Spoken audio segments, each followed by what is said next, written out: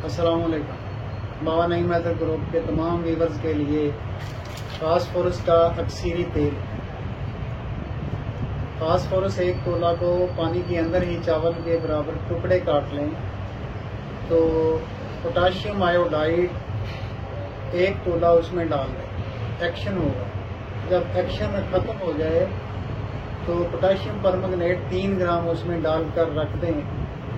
सुबह तक पानी बिल्कुल साफ़ हो जाएगा। जब पानी साफ़ हो जाए तो रेत जंतर पानी को उड़ा दें।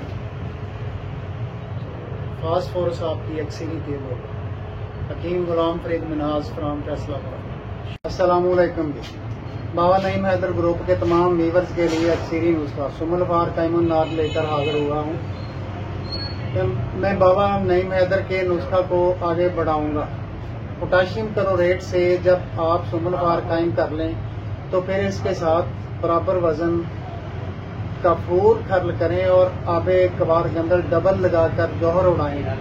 जब जौहर तयनशीन हो जाए तो बराबर वजन फास डालकर किसी शीशी में एयर टाइट करके तेज धूप में रखें तो चंद ही दिनों में ये अक्सीरी तेल होगा। तो शुक्रिया जी, अल्लाह हाफ़िज़।